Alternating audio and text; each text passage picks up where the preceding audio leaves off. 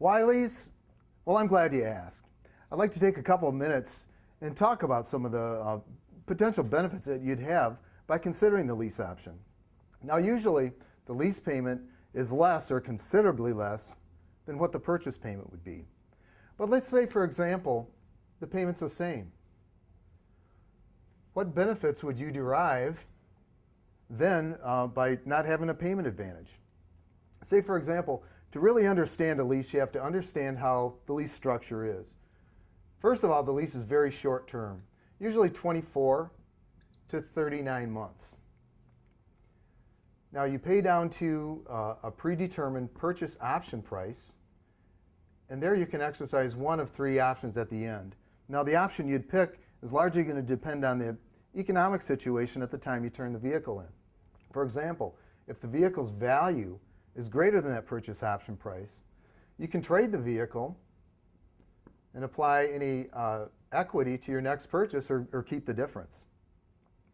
If, however, the vehicle's value is less than the purchase option price, you simply return the vehicle to the lease company with no further obligations unless you've exceeded the miles that you contracted for or there's excess wear and tear. Now, you can buy it in either case by simply completing your purchase option price plus tax and plates. Now, on a 5-year purchase, loans pay off like this, but vehicles depreciate like this. And then with longer term financing, that just perpetuates the problem.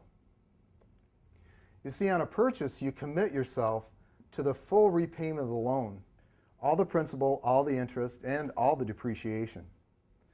On a similar term trade cycle, the payoff on the vehicle may be somewhere up here, but the value of the vehicle might be somewhere down here, and that difference is negative equity, which is pretty rampant in our industry today.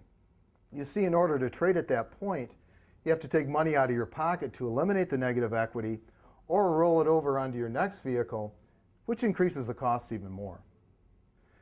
Why do we recommend a short-term trade cycle? Well, frankly, that's the best part of the vehicle's life.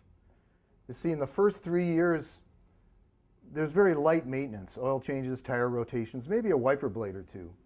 However, after that 3rd year, you have heavy maintenance. Brakes, shocks, tires, things like that. In addition to that, pretty much out of factory warranty. So any expense due to a breakdown comes right out of your pocket. So what are the benefits to leasing? Well, you're driving the vehicle through the best part of its life.